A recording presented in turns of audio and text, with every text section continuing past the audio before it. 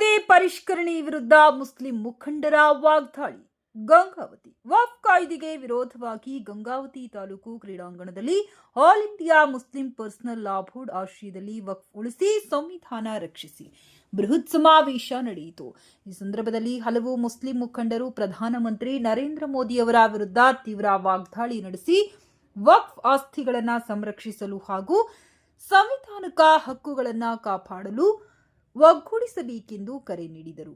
ಗಂಗಾವತಿ ತಾಲೂಕು ಕ್ರೀಡಾಂಗಣದಲ್ಲಿ ವಕ್ಫ್ ಕಾಯ್ದೆಗೆ ವಿರೋಧವಾಗಿ all India Muslim personal law board ಆಶ್ರಯದಲ್ಲಿ ಹಮ್ಮಿಕೊಂಡಿದ್ದ ಕಾರ್ಯಕ್ರಮದಲ್ಲಿ ಎಸ್ಡಿಪಿಐ ಸಂಘಟನೆಯ ರಾಜ್ಯಾಧ್ಯಕ್ಷ ಅಬ್ದುಲ್ ಮಜೀದ್ ಉದ್ದೇಶಿಸಿ ಮಾತನಾಡಿದರು. ದೇಶದಲ್ಲಿ ಸುಮಾರು 20 ಕೋಟಿಗೂ ಹೆಚ್ಚು ಮುಸ್ಲಿಂ ಜನಸಂಖ್ಯೆ ಇದ್ದರೂ ಯಾವೊಬ್ಬರೂ ವಕ್ಫ್ ಆಸ್ತಿಗೆ ಸಂಬಂಧಿತ ಅರ್ಜಿ ಸಲ್ಲಿಸಿಲ್ಲ ಎಂದು ಹೇಳಿ ಕೇಂದ್ರ ಸರ್ಕಾರದ ಹೊಸ ವಕ್ಫ್ ಕಾಯ್ದೆಯ ವಿರುದ್ಧ ಎಸ್ಡಿಪಿಐ ಪಕ್ಷದ ರಾಜ್ಯಾಧ್ಯಕ್ಷ ಅಬ್ದುಲ್ ಮಜೀದ್ ತೀವ್ರ ವಾಗ್ದಾಳಿ ನಡೆಸಿದರು. 1995ರಲ್ಲಿ ಜಾರಿಗೊಂಡಿದ್ದ ವಕ್ಫ್ ಕಾಯ್ದೆಯನ್ನ ಮುಸ್ಲಿಂ ಸಮಾಜ ಸ್ವೀಕರಿಸಿ ಇಂದಿನವರೆಗೂ ಅದರಂತೆ ನಡೆದುಕೊಂಡಿದ್ದೇವೆ ಎಂದು ಅವರು ನೆನಪಿಸಿದರು. ವಕ್ಫ್ ಆಸ್ತಿ ನರೇಂದ್ರ ಮೋದಿ ಅಥವಾ ಅಮಿತ್ ಶಾ ಅವರ ಮಾವನವರು ವರದಕ್ಷಿಣೆಯಾಗಿ ಕೊಟ್ಟಿದ್ದಲ್ಲ. ಇದು ಸರ್ಕಾರದ ಆಸ್ತಿಯಲ್ಲ. ಮುಸ್ಲಿಂ ಸಮಾಜದ ಮುಖಂಡರು, ದಾನಿಗಳು ಅಲ್ಲಾನ ಹೆಸರಿನಲ್ಲಿ ಸಮಾಜದ ಶೈಕ್ಷಣಿಕ, ಆರ್ಥಿಕ ಮತ್ತು ಸಾಮಾಜಿಕ ಅಭಿವೃದ್ಧಿಗಾಗಿ ದಾನವಾಗಿ ನೀಡಿದ ಆಸ್ತಿ ಎಂದು ಸ್ಪಷ್ಟಪಡಿಸಿದರು. ಹೊಸ ಕಾಯ್ದೆಯಲ್ಲಿ ವಕ್ಫ್ ಆಸ್ತಿ ದಾನ ಮಾಡಲು 5 ವರ್ಷ ಪ್ರಾಕ್ಟೀಸ್ ಮುಸ್ಲಿಂ ಆಗಿರಬೇಕು. ಇನ್ನು ಪತ್ರಕರ್ತರ ಗಮನವನ್ನು ನಾನು ಸೆಳೆಯಬೇಕು. ಪಾರ್ಲಿಮೆಂಟ್ ನಲ್ಲಿ ಈ ಬಿಲ್ ಅನ್ನು ಪಾಸ್ ಮಾಡಬೇಕಾದ್ರೆ ಇವರು ಏನ್ ಹೇಳಿದ್ರು ಗೊತ್ತಾ? ಇದು ಪಸ್ಮಾಂದ ಮುಸಲ್ಮಾನರಿಗೆ, ಬಡವ ಮುಸಲ್ಮಾನರಿಗೆ ಅನುಕೂಲ ಆಗ್ತದೆ, ಇದರಿಂದ गरीब मुसलमानों को मदद करने का ये बिल है करके बोले. कौन बोले सर? पार्लिमेंट में ಬಡವರಿಗೆ ಸಹಾಯ ಮಾಡುವ, ಮುಸಲ್ಮಾನ್ ಬಡವರಿಗೆ ಸಹಾಯ ಮಾಡುವ ಇವರ ಮೊಸಳೆ ಕಣ್ಣೀರಿದೆಯಲ್ಲ, ಏನು ಅಂತ ತಮ್ಮ ಮುಂದೆ ಇಡ್ಲಿಕ್ಕೆ ಬಯಸ್ತಾರೆ. ನಿಮ್ಗೆ ಗೊತ್ತಿರಲಿ, ಈ ಸರ್ಕಾರ ಬಂದ ಮೇಲೆ ಅಲ್ಪಸಂಖ್ಯಾತರ ಬಜೆಟ್ ನಲ್ಲಿ 38% ಕಡಿಮೆ ಮಾಡಿದ್ದಾರೆ. जो पहले जो बजट था माइनॉरिटी के लिए, उससे 38% कम किए हैं. ये बीजेपी हुकूमत आने के बाद 38% ಅಲ್ಪಸಂಖ್ಯಾತರ ಬಜೆಟ್ ನಲ್ಲಿ ಕಡಿಮೆ ಮಾಡಿದ ನರೇಂದ್ರ ಮೋದಿ ಮತ್ತು ಅಮಿತ್ ಶಾ ಸರ್ಕಾರ ಬಡವರ ಮಕ್ಕಳ ಸ್ಕಾಲರ್ಶಿಪ್ ಅನ್ನು ಕಿತ್ತಾಕಿದ್ರು ಇವರು. ಒಂದು ಅಂದ್ರೆ ಮುಸಲ್ಮಾನ ಎಜುಕೇಶನ್ ಮಾಡಲಿಕ್ಕೆ ವಿದ್ಯಾರ್ಥಿಗಳಿಗೆ PhD ಮಾಡಲಿಕ್ಕೆ ಒಂದು ಫೆಲೋಶಿಪ್ ಇತ್ತು ಕೇಂದ್ರದಲ್ಲಿ.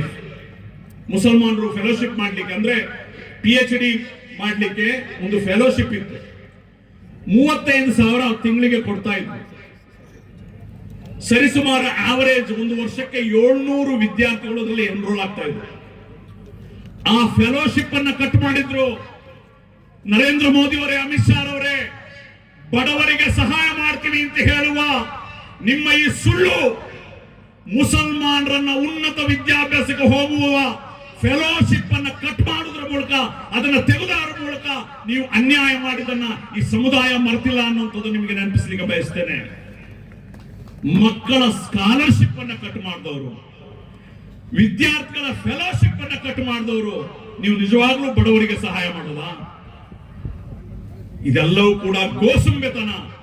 ಒಂದೇ ಒಂದು ಇವರು ವಕ್ಫ್ನ ಆಸ್ತಿಯನ್ನ ಲೂಟಿ ಮಾಡಬೇಕು ಅಷ್ಟೇ, ಬೇರೆ ಏನು ಇದರಲ್ಲಿ ಇಲ್ಲ ಅನ್ನೋದನ್ನ ನಾವು ಅರ್ಥ ಮಾಡ್ಕೊಂಡು. ಹಾಗಾಗಿ ಬಂಧುಗಳೇ, ಆಲ್ರೆಡಿ ಸುಪ್ರೀಂ ಕೋರ್ಟ್ ನಲ್ಲಿ ಈ ಕೇಸ್ ನಡೀತಾ ಇದೆ. ಕರ್ನಾಟಕದಿಂದ ಹಜರತ್ ಮೌಲಾನಾ ಮಕ್ಸೂದ್ ಇಮ್ರಾನ್ ಸಾಹಬ್ ಕೂಡ ಒಂದು ಪಿಟಿಷನ್ ಹಾಕಿದ್ದಾರೆ. ನಾನು ಕೂಡ ಒಂದು ಪಿಟಿಷನ್ ಅನ್ನು ಹಾಕಿದ್ದೇನೆ. ಸುಪ್ರೀಂ ಕೋರ್ಟ್ ನಲ್ಲಿ ಕೇಸ್ ನಡೀತಾ ಇದೆ. ಈಗ ಸದ್ಯಕ್ಕೆ ಸ್ಟೇ ಆಗಿದೆ, ಕೋರ್ಟ್ ನಲ್ಲಿದೆ. ಏನೋ ನಮಗೆ ರಿಲೀಫ್ ಸಿಗಬಹುದು, ज्यादा उम्मीद रखो नको. बाबरी मस्जिद का जजमेंट क्या हुआ आप जानते हैं. कर्नाटका में हिजाब का जजमेंट क्या हुआ आप जानते हैं. बहुत बड़ा उम्मीद, बहुत बड़ा भरोसा रख लेकर होने को क्या करना है हम लोग. अल्हम्दुलिल्लाह हमारे लीडर्स, हमारे जिम्मेदारान, हमारे वकील इसमें जद्दोजहद करेंगे, लड़ेंगे. मगर जब तक हम लोग सड़क में नहीं आते, जब तक हम लोग एहतजाज नहीं करते, हमारा एहतजाज जारी नहीं रखते, कोई भी हमारे इश्यू एड्रेस नहीं होने वाला नहीं है, याद रख लो।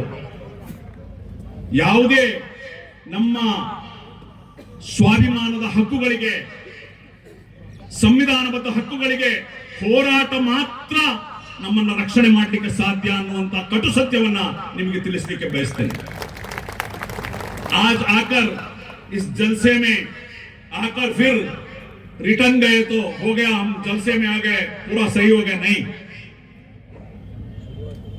इस कौम जो फेस कर रहा है हर दिन जुल्म, हर दिन नाइंसाफी, इसके बारे में फिक्र करना है, जद्दोजहद करना है, मेहनत करना है। कम से कम कौन इसको कर रही, उनको तो तायद करना है, उनको तो मदद करना है। अफसोस होता है कौम के बारे में सोचे तो, क्या कौम है ये, क्यों इसका ऊपर इतना बड़ा आटम बम तुम्हारा सर पे है, फिर भी फिक्र नहीं है।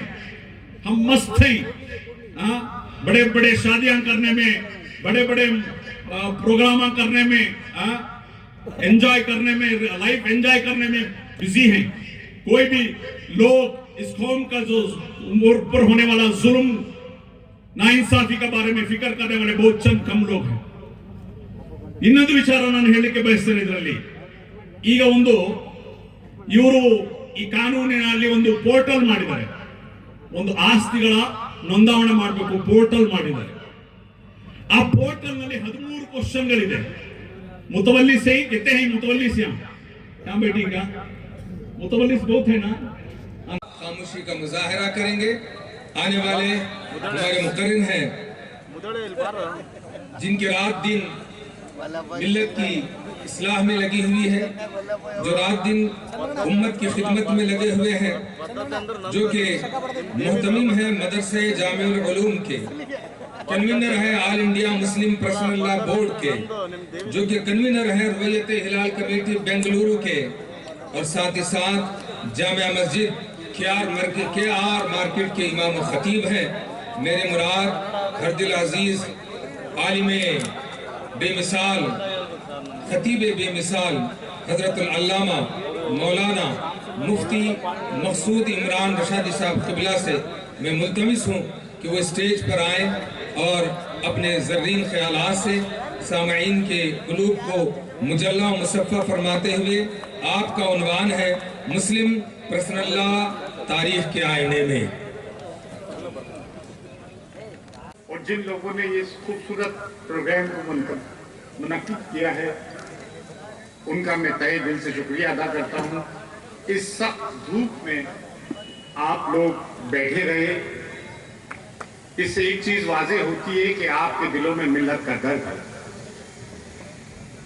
मैं ज्यादा बातें नहीं करूंगा क्योंकि मुझे आखिरी ओवर में बुलाया है, लेकिन कोशिश करूंगा यॉर्कर मारते जाऊंगा। देखिए, जिस बारगाह से मेरा ताल्लुक है उसकी 2 सिविल फीचर्स हैं, 2 खुसूसियात हैं। सुल्तानुल हिंद नायबुल नबी अताए रसूल आले नबी औलाद अली जिगर गोशे रसूल हजरत ख्वाजा मोइनुद्दीन चिश्ती रहमतुल्लाह अलैह की दरगाह। एक तो ये कि जिस हिंदुस्तान में यूनिटी इन डाइवर्सिटी की बात करते हैं, प्लूरलिज्म की बात करते हैं, गंगा जमनी तहजीब की बात करते हैं, मजहबी हमांगी की बात करते हैं, सांप्रदायिक सौहार्द की बात करते हैं, वो दरगाह इन सब चीजों की प्रतीक है। और गुज़िश्ता 800 साल से हम सेकुलरिज्म प्रीच नहीं कर रहे हैं, प्रैक्टिस कर रहे हैं। पहली बात तो ये, और उससे भी बड़ी बात ये कि बर्रे सगीर में इस्लाम के दाई हज़रत ख्वाजा मोइनुद्दीन हसन चिश्ती अजमेरी जिन्होंने के लाखों लोगों को कलमा पढ़ाया है, और आज जो बर्रे सगीर में इस्लाम खाटे मार रहा है, ये ख्वाजा ने चिश्ती दे। तो वो मैं अपनी मॉरल रिस्पॉन्सिबिलिटी समझते हुए, बिना माजरत खा हुए आपको एक बात कहना चाहता हूँ। हुकूमत से 2 बातें कहना चाहूंगा, दुश्मनाने इस्लाम और दुश्मनाने मुस्लिम से, कि देखें हम 14%, हमारे बच्चे यूएपीए में बंद, घर बुलडोज किए जाते हैं, 14 साल 20 साल में टेररिज्म के मामले में बंद किया जाता है, कभी लव जिहाद तो कभी 370 तो कभी ट्रिपल तलाक तो कभी वक्त। क्या हमारे चेहरों पे कहीं से खौफ नजर आया? नहीं। हमें डराना चाहते थे, हम कहीं से डरे नहीं। तो ऐवान में बैठे हुए लोग समझते कि एक सूरमा कौम से पंगा ले लिया, जो कि बहुत गलत है। गलत है नहीं है? रिस्पॉन्ड करो यार। हम सूरमा हैं, हम उस करबला के मानने वाले हैं जब 72 नफूस थे। हुसैन था, हुसैन है, यजीद था, अब नहीं। तो हम उस करबला से इंस्पायर होते हैं। जानते हैं ईरान फातेह क्यों हुआ? साइंटिफिक नॉलेज तो है उसके पास, 35 साल से सेंशंस भी बर्दाश्त कर रहा है, लेकिन उसने अपना इंस्पिरेशन सैयदुल शोहदा इमाम अली मकाम और उन 72 नफूस से हासिल किया है। इस पे कम से कम आप तरफ से एक आवाज तो उठना चाहिए। क्या आप हुसैन के मानने वाले नहीं? हुसैन के मानने वाले हैं ना? तो हम इस बातिल ताकतों से क्यों डरें, क्यों घबराएं? 313 बदर में थे। फातेह कौन हुआ? हम एक फातेह कौम के लोग हैं। दूसरी चीज इनके जहनों में ये था, जब बाबरी मस्जिद हम तख्तरी में देकर आए, मैं तख्तरी में नहीं कहूंगा, तो लोग ये समझे कि ये डर गए, ये खौफजदा हो गए, इनमें बिखराव है। तो इन्होंने फिर एक हल्का सा टच किया, सीए लेकर आए। इनको पता नहीं था कि शाहीन बाग की मसूरात में इतना बड़ा बलबला और इतना बड़ा जज्बा है। ये कहते हैं कि हमारी खवातीन को हम दबा के रखते हैं। इन्होंने हमारी तारीख नहीं पढ़ी, हजरत खदीजा को नहीं पढ़ा, हजरत ज़ैनब का वो खुतबा नहीं सुना जो यजीद के दरबार में दिया गया, जो वेल डॉक्यूमेंटेड है। हजरत फातिमा सलामुल्लाह अलैहा की वो तरबियत नहीं देखी। और हिंदुस्तानी में अगर पहली किसी खातून ने हुकूमत की तो उसका नाम रज़िया सुल्तान था। सही बात। पहले हमारी खवातीनों से तो उलझ लो, हमारे तक तो बाद में आना। वाह, क्या कहने। बड़ी मुसरत है होती है देख के। मैं देख रहा हूँ कि तमाम खवातीनें इक्की दुक्की को छोड़ के बाहिजाब है। मैं सलूट पेश करता हूँ उस बाजुर्रत लड़की मुस्कान को। मैं उसके घर भी गया था मांडया उसको शाबाशी देने के लिए। इस बेटा ये सनत तुम्हें ख्वाजा मोइनुद्दीन चिश्ती की दरगाह से मिल रही है, जीती रहो। हमें किस किस तरह से तंग नहीं किया जा रहा। अच्छा, एक चीज मैं कहते कहते भूल जाऊंगा। देखिए, आपने कांवड़ यात्रा देखी, हेलीकॉप्टर से फूल बरसाए जा रहे हैं, पुलिस वाले पैर दबा रहे हैं, और हमारे लोग अगर रोड पे नमाज पढ़ ले चंद मिनट के लिए तो उनको लातें मारी जाती हैं। और आप आज भी इनसे कोई तवक्को रखते हैं? तो आप जिसे अंग्रेजी में कहते हैं लिविंग इन फूल्स पैराडाइज। अब 12 रबीउल अव्वल का महीना आ रहा, तो मैं मुसलमानों से 10 बस्ता होके गुजारिश करना चाहूंगा, आप तो एक सिविलाइज्ड कौम होने का, एक जीवकार कौम होने का, बाशऊर कौम होने का मुजाहिरा करें कि डीजे खुदा के वास्ते न बजाए। रोड पे जब चले तो एक रास्ता छोड़ के चले, लोगों को तकलीफ ना हो। आए दिन के प्रोसेशंस ने हिंदुस्तानियों को तंग कर रखा है। आप इस चीज का मुजाहिरा करें कि आप एक सिविलाइज्ड कौम है और हो आप। अल्हम्दुलिल्लाह हम ईद की नमाज पढ़ने जाते हैं तो खामोशी से आ जाते हैं। वो अपने जलसों में जाते हैं तो उन्हें मस्जिद पे भगवा झंडे, हरे झंडे तोड़ के भगवे झंडे लगाना नजर आते हैं। दूसरी बात ये, बेरोजगारी का असर हम पे नहीं हुआ है, क्योंकि हमारे लोग छोटे मोटे काम कर रहे हैं, बेरोजगार नहीं हुए, ना हम नौकरियों से महरूम हुए। मोदी कहते हैं कि हम पंक्चर बनाने वाले हैं। अब तो वक्त आ गया है कि पंक्चर करना भी सीखना पड़ेगा। हम पंक्चर नहीं करते हैं, पूरे टायर ही बस कर देते हैं। हमारी तारीख है 14 साल की। देखे गज़ा के वो सूरमा, वो जियाले, वो बच्चियां, वो बच्चे। मैं भी पिछले साल करबला मौला नजफ अशरफ गया था और फिलिस्तीनियों के और उनको देखा, देख के सीना चौड़ा हो गया कि ये होते हैं वो मुसलमान। वो भी मुसलमान हम ही में से हैं और हम सब एक हैं। जब जालिम जुल्म करें तो माजरा खा होने की जरूरत नहीं है, बांगे तो हम उनके खिलाफ खड़े होने की जरूरत है।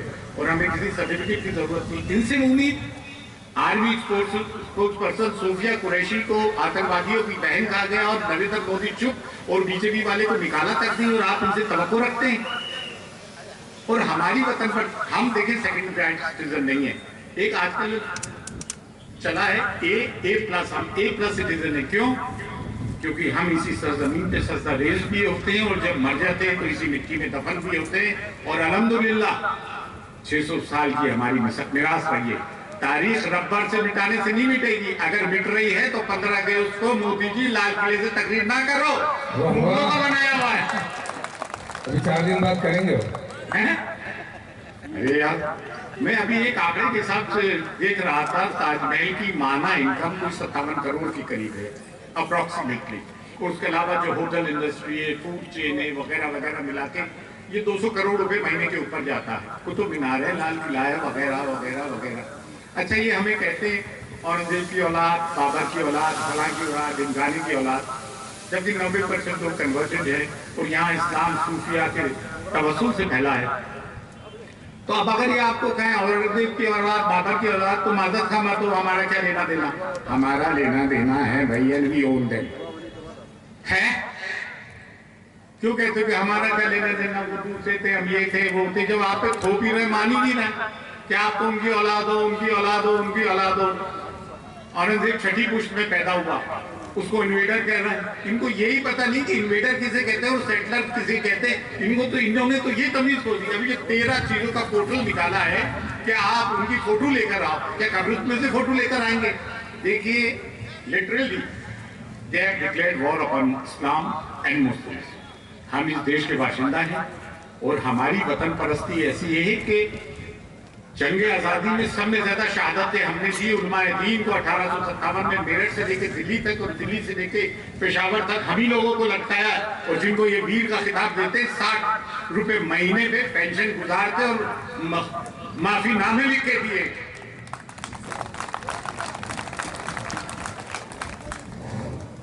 देखिए, बहुत सारी चीजें ये फेक इन्होंने अपने हीरोज पैदा कर रखे। अगर हमारी इस्लामी तारीख को देखोगे तो हमारे तो बच्चे इनसे भी ज्यादा हीरो रहे, हीरोइक रहे। ताज्जुब की बात यह है, यहाँ उलमाए दीन में हाथ जोड़कर इनसे एक दरखास्त करना चाहता हूँ। लोगों ने अपने झूठे सनम कर लिए और हम अपनी सच्ची तारीख से अपने मदारिस में, अपने स्कूल्स में बच्चों को इस्लामी तारीख से ना आशना रखे हुए, आशना करें, इस्लामी तारीख पढ़ाए, जिनमें जुर्रत, हौसला और बलबला पैदा हो, जिनमें जुर्रत अली और फिक्र हुसैन पैदा हो। क्या बात है, बहुत खूब। ये धरती कशफुल महजूब हो फारसी में, या सियारुल औलिया हो, सियारुल आरिफीन हो, बुज़ुर्गान-ए-दीन की जितनी पीरियोडिकल्स हैं, जितने लिटरेरी वर्क्स हैं, सब फारसी में। लेकिन अलमिया ये है कि आज मदारिस में फारसी और इस्लामिक तारीख नहीं पढ़ाई जाती है। क्यों नहीं पढ़ाई जाती है, ये समझ को दूर। इस्लामिक तारीख पढ़ाइए। देखिए, मैं अब ज्यादा वक्त भी नहीं लूंगा और 2-4 बातें आपसे जरूर करना चाहूंगा। वो ये कि हमें हमारे लड़के बंद होने आने वाले टाइम में 20-20 साल हमारे बच्चों को बंद करते हो और फिर कहते हो कि टेररिज्म में मुलविस नहीं थे, और जब वो छूट जाते तो उनके खिलाफ सुप्रीम कोर्ट में चले जाते हो और हेमंत करकरे की मेहनत को रायगा करके वो जब छूटते हो तो कहते हो इंसाफ मिल गया। तो भाई फिर टेररिज्म किसने किया? टेररिस्ट कौन है? हैं? आप इसराइल के तुम छल्ले बने हुए हो। 1967 में घरों को डिमोलिश इसराइल में होना शुरू किया, आप हमारे घरों को डिमोलिश कर रहे हैं। उनके नहीं कर रहा, जिन्होंने काबुल यात्रा में एक सीआरपीएफ के जवान को मारा, उनके फोटो नहीं लगे, आधे घंटे में उनकी जमानतें हो गई। ये डिस्क्रिमिनेशन नहीं है तो क्या है? India is no more a secular democratic country. ये बनाना रिपब्लिक की तरफ बढ़ती जा रही है। देखिए, एक बात बताऊं, वक्त इससे भी बस से बदतर आएगा। और लोग कहते हैं कि ये हमारे लिए खराब वक्त है। मैं तो कभी नहीं कहता खराब वक्त। मुसलमानों के लिए अच्छा वक्त वही होता है जब कुर्बानियों का जमाना आए। वही मुसलमान ही वही, वरना फिर वो सऊदी अरब हो जाता है कि जिनने बार भी खोल दी और कतार, यूएई और सऊदी अरब से डोनाल्ड ट्रंप 1 लाख करोड़ लेके चला गया और उनके जुबान में दही जमा था। उनसे ये भी नहीं कहा कि कम से कम हमें गाजा को रिलीफ तो पहुंचाने दो। दूसरी तरफ ईरान, देखिए मसलक के इख्तिलाफात, अब जैसे अबू तालिब ने कहा हमारा पास टाइम में फालतू होते हैं, हम टीलो खेलते हैं, खो खेलते हैं, आइस पाइस खेलते हैं। लेकिन इन्होंने एक चीज तो देखी ली, ये कहते थे कि हमारी लीडरशिप नहीं है, हम बटे हुए। इनको जाने किसने समझा दिया था? आपने देखा कि कश्मीर से कन्याकुमारी और आसाम से लेकर राजस्थान तक मुसलमानों ने all India personal law board की क़यादत को तस्लीम किया। बात है सर, सही बात है। सबने तस्लीम किया, चाहे वो किसी भी मसलक के हों, किसी भी मकतब के हों, किसी भी फिक्र के हों, किसी भी मशरब के हों। मैं खुद बारगाह अल्लाह की 800 साल की मिरास से जिम्मेदार हूँ। मैं यहाँ बाबा के कौल कहता हूँ कि हमें मुस्लिम पर्सनल बोर्ड की लीडरशिप कबूल है, कबूल है, कबूल है। तो इनके जहनों से ये भी निकल गया कि मतलब फिर एक चीज लेकर आए, पसमानदा मुसलमान वगैरह वगैरह। ना भाई हमारे में कोई पसमानदा है ना कोई अफरकाश है।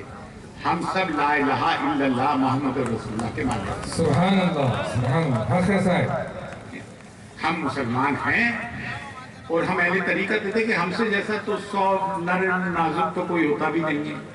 हम तो सभी से मिलते जुलते हैं, सभी मज़ाहिब की इज्जत करते हैं, सभी लोग आते हैं, वासुदेवा कुटुंबकम में यकीन करते हैं, अल खल्क़ु अहलुल्लाह में यकीन करते हैं। लेकिन मेरे जद अली फातह खैबर और फातह खंदक भी रहे, मैं उसको फरामोश नहीं कर सकता हूँ।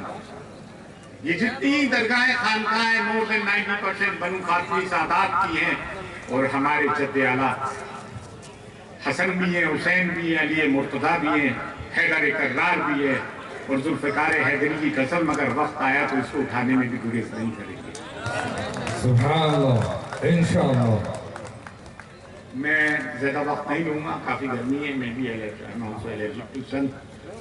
अब देखें, जब वक्त बिल आया तो हमने आज इस स्टेडियम के अंदर तहफ़्फ़ुज़ औक़ाफ़ वक्फ प्रोटेक्शन के नाम पे जो मंजर देख रहा हूं, इस मंजर को क्या नाम दूं सिवाय इसके कि आपने नेशनल हाईवे देखा है? आपके यहां भी तो हाईवे है ना? एक हाईवे में कितनी लेन होती है भाई? 6 लेन होती है। एक एक हाईवे में 6 लेन होती है। इस्लाम वो अजीम हाईवे है जिस पर कई मसलकों की लाइन चल रही है, मगर ये हाईवे पहुंचेगी दिल्ली तक और उसमें जितनी लाइनें हैं, देवबंदी, बरेलवी, अहले हदीस, शिया, सुन्नी, वहाबी, तबलीगी, ये तो हमारे फुर्सत के झगड़े के लिए है, वरना वक्त आने पर तो हमसे बड़ा मजबूत लोहा कोई नहीं है। अब बेकार जब बैठे रहते तो क्या करेंगे? ये तो मैं हजरत मोदी साहब का बड़ा शुक्रगुजार हूं कि उन्होंने मुझे अजमेर पहुंचा दिया और अजमेर को गंगावती पहुंचा दिया। गालिबन दिसंबर का महीना था सरवर भाई। कुछ पागलों ने कहा कि दरगाह शरीफ मंदिर शरीफ है। ठीक है, ये देश सूफी संतों की धरती है, ये देश मस्जिदों मंदिरों की धरती है, ये देश अजीम सूफियों के मज़ारात, खानकाहें, करबला, आशूर खाना की धरती है। यही तो भारत की खूबसूरती है कि इस भारत के अंदर एकता भी है, अखंडता भी है, इडली वड़ा भी है, मूढ़ी और घुगनी भी है। इस देश के अंदर केरला की धोती भी है। कभी कभी हमारे प्रधानमंत्री जी कहते हैं कपड़ों से इंसानों को पहचानिए। ये आपकी दृष्टि है माननीय प्रधानमंत्री जी, हम कपड़ों से नहीं, हम चरित्र से पहचाना करते हैं। क्योंकि कपड़ों से तो सिर्फ हमें देश नजर आता है, हमें भारत नजर आता है। देखो, काला चश्मा पहनकर अगर हेमा मालिनी को भी देखोगे तो वो काली नजर आएगी, है ना? चश्मा सही लगाओ भाई, चश्मा सही लगाओ। देश का मुसलमान आज गंगावती के धरती से ऐलान कर रहा है कि जमीन के लुटेरों को 1 इंच जमीन नहीं देंगे। ये तो अंदर की बात है। एक बार हमारे हाथ में पावर देकर देखो, बाहर के लुटेरे चाइना और पाकिस्तान को भी नहीं देंगे। आज भारत के बाहर सरहदों की क्या हालत है? दिल्ली सरकार बांग्लादेशियों को ढूंढ रही है, मालूम है कि नहीं आपको? भारत में हमारे पुलिस वाले भाई बांग्लादेशी को ढूंढ रहे कि बांग्लादेशी को पकड़ो, बांग्लादेशी को पकड़ो। आपको नहीं मिल रहा है? मैं नाम बता रहा हूं 2 बांग्लादेशी का, आओ पकड़ो।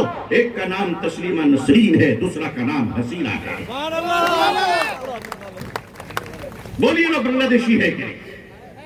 झुग्गी झोपड़ियों के लोगों को निकालते हो कि वो गरीब है? और ये दोनों तुम्हारी कौन है रिश्ते में? कौन लगती है? निकालो तस्लीमा नसरीन को, निकालो हसीना को, भेजो उनके देश। ये भारत भारतीयों का देश है, विदेशियों का गेस्ट हाउस नहीं है। एक नई नई चीजें मुसीबतें ला दी गई।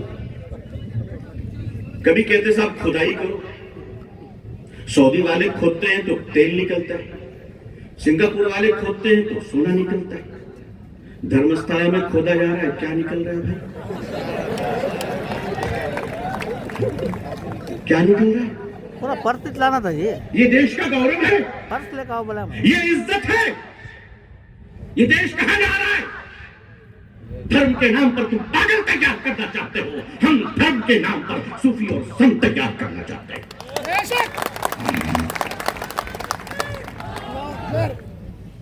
ज्यादा खुदाई की बात मत करो, अभी तो एक ही खुदाई शुरू हुई है। इसलिए कि याद करो, अगर तुम जमीन पे खुदाई करोगे तो ऊपर से खुदा की खुदाई भी कोई चीज है। देश में शांति रहनी चाहिए, और इस देश, ये भारत हम सब का देश है। भारत के करोड़ों शांतिपूर्ण हिंदू भाइयों, आपके चरणों में, आपके कदमों में मोहब्बत भरा सलाम पेश करता हुआ अर्ज कर रहा हूं कि जमीन के लैंड ब्रोकर आएंगे और चले जाएंगे, हमारी ईद बाकी, तुम्हारी दिवाली बाकी रहेगी। इन ब्रोकरों के चक्करों में हम लोगों ने क्या करना शुरू कर दिया?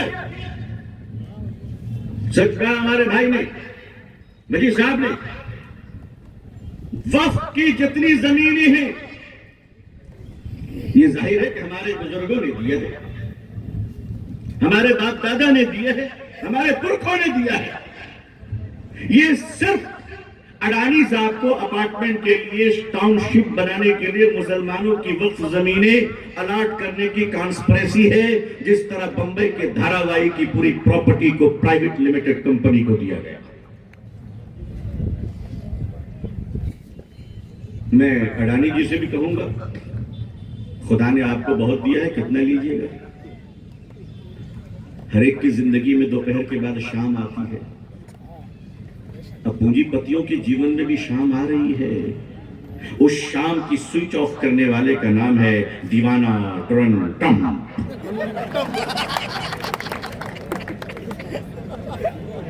हमें तो लगता है कि हम सारी लड़ाई लड़ लें और वक्फ के केस को जीत जाएं इंशाअल्लाह, और जीतने के बाद मालूम अमेरिका से अनाउंस कर रहा है कि मैंने करवाया था। मोदी जी छोड़ सकते हैं, हम लोग नहीं छोड़ेंगे। अगर ट्रंप ने ऐसी दीवानगी की तो अगला जलसा इंशाअल्लाह न्यूयॉर्क में। वीजा मिला तो जाएंगे, नहीं मिला तो नहीं जाएंगे, सीधी सीधी बात। लेकिन वक्फ की जमीनों के एक एक इंच की हिफाजत, असल में ये ईमान की हिफाजत है। हमारे कब्रिस्तान वक्फ है, हमारी 99% मस्जिदें वक्फ है।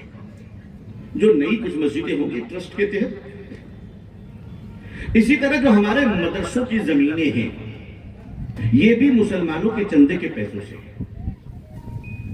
खानकाहें, हिंदल वली हजरत ख्वाजा गरीब नवाज रहमतुल्लाह अलैह की दरगाह, और इसी तरह सबसे ज्यादा मज़ारात कश्मीर में है, और उसके बाद नंबर 2 में बिहार है, जहां 720 औलिया अल्लाह लेटे हुए हैं। लेकिन मेरे ख्याल से औरंगाबाद शायद उससे आगे होगा कि जहां हजारों हजार औलिया अल्लाह लेटे हुए हैं। अज़ीज़ान मिल्लत, इस देश को अगर किसी ने पेंटिंग से सजाया है, इस देश को अगर किसी ने ड्राइंग और आर्ट से सजाया है, इस देश को अगर एपीजे अब्दुल कलाम ने मिसाइल से सजाया है, इस देश को अगर शाहजहां ने ताजमहल और लाल किला से सजाया है, अगर इस देश को कुतुब मीनार से सजाया गया है, तो उस देश में हम भी मुसलमान हैं जिसने इस देश को अपने सजदों से सजाया है। इस देश में दो चीजें हम कयामत तक बाकी रखेंगे इंशाअल्लाह। एक अपने ईमान और अकीदे की हिफाजत, और दूसरा देश और देश में रहने वाले करोड़ों हिंदू भाइयों का सम्मान और उनसे प्यार बाकी रखेंगे। बीच में जितने भी लोग आए और जाएं, ये देश हमारा एक खूबसूरत मुल्क है, हम इसे सोच नहीं सकते। इसे किसी बस के शीशे पर कोई देशभक्त मुसलमान पत्थर नहीं चला सकता। आप देखिए, all India Muslim personal law board की क़यादत में आज पूरे 1 साल से आंदोलन चल रही है। ये अगस्त का महीना है और मुझे याद है कि सबसे पहले जगदम्बिका पाल साहब से 23 अगस्त 24 में मैं खुद गया था मिलने के लिए दिल्ली, जब उनको जेपीसी का चेयरमैन बनाया गया। हमने उनको मुबारकबाद दी कि आप एक अच्छे आदमी हैं। आदमी वो अच्छे हैं, इसमें कोई दो राय नहीं। रिमोट उनका गड़बड़ है, उनकी रिमोट गड़बड़ है, वैसे वो आदमी बहुत अच्छे हैं। सेकुलर आदमी है, इस देश का हर आदमी सेकुलर है। लेकिन मैं आपको एक गुण की बात बताना चाहता हूं, मुसलमानों, अगर तुम ताकतवर हो तो देश का शेर भी सेकुलर है। बात समझ में आई आपको? कुछ मैसेज गया आप लोगों तक? इस देश में सेकुलर और कम्युनलिज्म की परिभाषा क्या है? सिर्फ एक, अगर तुम ताकत हो तो जंगल का खूंखार दरिंदा भी सेकुलर है, और अगर तुम कमजोर हो जाओगे तो घर की बिल्ली भी कम्युनल हो जाएगी। आपको मजबूत होना है, और मसलक लड़कर कमजोर होने का नाम नहीं, मसलक मिलकर मोहब्बत से मंजिल मकसूद पे पहुंचने का नाम है। तमाम मसलक के मुसलमानों, अपने अपने मसलकों पर चलते रहो और दूसरों के मसलकों का एहतराम करते रहो। ये जिंदगी की खूबसूरती है, ये जिंदगी का हुस्न है, और इस हुस्न की हम हिफाजत करेंगे। अभी ऑनरेबल सुप्रीम कोर्ट में जजमेंट रिजर्व रखे गए हैं। मैं इंतजार कर रहा हूं जब से सुप्रीम कोर्ट खुली है, छुट्टियों के बाद, गर्मी की छुट्टी के बाद, उस दिन से हम रोजाना इंतजार में है कि क्या जजमेंट आती है। उस जजमेंट के आने के बाद all India Muslim personal law board की क़यादत, हमारे अकाबरीन मजलिस आमला नया शेड्यूल तय करेगी। आप सिर्फ वादा करो कि शांति के रास्ते पर चलते हुए, संविधान का सम्मान करते हुए, लोकतंत्र के डिजाइन में all India Muslim personal law board हमसे जिस कुर्बानी का मुतालबा करेगा, क्या उस कुर्बानी के लिए गंगावती के जियालो तुम तैयार हो? इंशाअल्लाह एक बार खड़े होके अपनी जुर्रत और बहादुरी का ऐलान कीजिए। देख लो मीडिया भाइयों,